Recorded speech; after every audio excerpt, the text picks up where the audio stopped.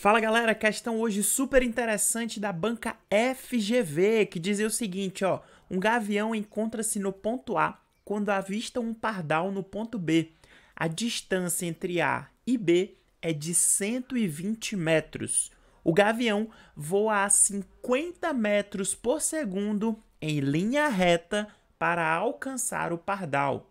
O pardal tenta escapar, voando a 30 metros por segundo em uma direção ortogonal à reta que contém A e B. Com seu instinto predador, o gavião conhece a direção que deve ter para alcançar o pardal. O tempo que o gavião demora para encontrar a sua vítima é igual a... Pessoal, essa é uma questão super interessante da banca FGV. E eu sou o Ivan Azevedo e a gente vai resolver essa questão no dia de hoje. Para que a gente possa modelar, ou seja, entender o problema, eu vou construir uma reta, que não está lá bem reta, né? Mas você imagina que aqui nós temos um ponto A e que aqui nós temos um ponto B. Perceba que a questão fala que nós temos um gavião localizado aqui no ponto A. Então já vou escrever que o gavião ele está aqui no ponto A. E nós percebemos que no ponto B nós temos o pobre pardal, né, que vai ser aí o alimento do gavião. A questão fala que a distância entre o ponto A e o ponto B é uma distância de 120 metros. A questão fala também que o gavião ele vai começar a voar em linha reta para alcançar o pardal. E perceba que lá na frente ele fala que o gavião, ele, devido a esse instinto predador dele, na verdade é para facilitar os cálculos, né? Ele conhece a direção que ele deve ter para alcançar o pardal. A pergunta é, mas em qual direção o pardal vai voar? A questão fala que é a direção ortogonal à reta. Ivan, o que é uma direção ortogonal? Pessoal, resumindo assim, para facilitar para vocês, é uma direção que forma um ângulo aqui, ó, de 90 graus, tá certo? Então o pardal ele começa a voar nessa direção aqui, formando esse ângulo de 90 graus. Vamos chamar aqui de um ponto C. Perceba que o pardal ele começa a voar nessa direção e lá no ponto C, quando ele chega lá, o gavião, que também vai voar em linha reta, ele acaba alcançando o pardal aqui no ponto C. Então perceba que essa cor aqui, vermelho mais escuro, seria exatamente a distância que o gavião vai percorrer. E a distância em preto é a distância que o pardal irá percorrer, tá bom? Então eu vou chamar aqui, ó, de um G e vou chamar aqui de um P. Então, pessoal, nós temos esse triângulo aqui que eu vou desenhar para vocês, ó. Nós temos aqui o ponto A, nós temos aqui o ponto B e nós traçamos aqui um novo ponto, que é o nosso ponto C. A questão fala que de A até B nós temos aí 120 metros, de A até C nós chamamos essa distância de G, que é a distância que o gavião irá percorrer, aqui é 90 graus, e aqui nós temos uma distância P, que é a distância que o pardal irá percorrer. Você vai lembrar que pelo teorema de Pitágoras, a gente sabe que G ao quadrado, que é a nossa hipotenusa, é igual a P ao quadrado mais 120 ao quadrado. Vamos guardar essa informação, talvez lá na frente ela seja importante. A questão fala pra gente que o gavião ele voa a 50 metros por segundo. O gavião ele voa aqui, ó, 50 metros em 1 segundo. Só que a gente viu que o gavião, na verdade, ele não vai voar 50 metros. Ele vai voar a distância que nós chamamos de G metros. Então, essa distância G, ele vai voar em um tempo T. Fazendo aqui a nossa regrinha de 3, a gente vai encontrar G vezes 1, então já vou botar G aqui, é igual a 50 vezes T. Então, vamos guardar essa informação aqui pra gente. A questão também fala que o pardal ele voa a 30 metros por segundo. Então a gente vai aqui, ó, 30 metros o pardal voa, né, em 1 segundo.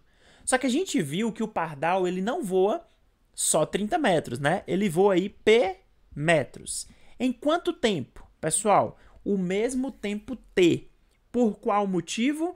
Porque lembra, ó, o tempo T aqui está representando exatamente o momento em que o pardal e o gavião se encontram, Ou seja, esse tempo ele é igual, é o tempo de encontro das duas aves. Então aqui novamente fazendo a nossa famosa regra de 3, a gente encontra que o P vai ser igual a 30 vezes T. Opa, então a gente descobriu o G em função de T e a gente também descobriu o P em função de T.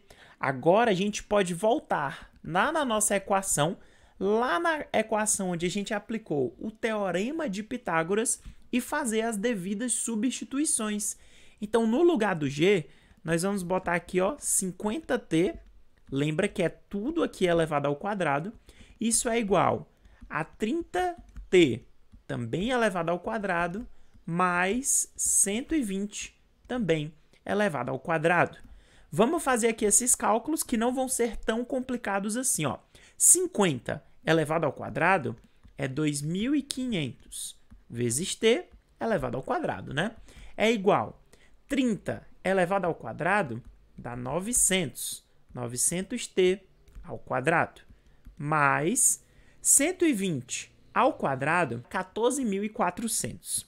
Passando tudo que é t ao quadrado para um lado e deixando tudo que não tem t ao quadrado do outro, teremos aqui, ó, 2.500 menos 900t ao quadrado. Isso daqui dá 1.600t ao quadrado. Isso daqui é igual a 14.400. Perceba que aqui a gente já pode cortar esses zeros aqui, e aí, continuando, ficaria 16t ao quadrado é igual a 144. Vamos passar esse 16 para o outro lado dividindo, porque vai ficar t ao quadrado é igual a 144 dividido por 16. Isso daqui, gente, vai implicar que t ao quadrado é igual a 9. Ora, t é igual a 3, ou então t é igual a menos 3. Por que, Ivan? Ora, 3 ao quadrado dá 9. Menos 3 ao quadrado também dá 9. Mas qual desses dois resultados, então, vai ser o correto? Pessoal, como nós estamos falando de tempo, ou seja, do tempo que vai demorar para as duas aves se encontrarem, não pode ser um resultado negativo, não pode ser menos 3 segundos. Então, de fato, só sobra ser aqui os 3 segundos. Então, o tempo que o gavião demora para encontrar sua vítima, que é o pardal, vai ser aí um tempo de 3 segundos. Essa é uma questão muito interessante da banca FGV, porque ela trabalha com a regra de 3, trabalha com esse conceito de ortogonal, e você ainda precisava lembrar do teorema de Pitágoras. Na minha opinião, uma questão super completa, muito contextualizada, e que você percebe cada vez menos os concursos públicos cobrando cálculos muito difíceis e cobrando realmente que o aluno saiba interpretar a questão. Isso eu acho sensacional e é até um alerta para cada um de nós. Quando a gente for estudar para concurso público, é sim importante a gente saber fazer cálculo, com certeza.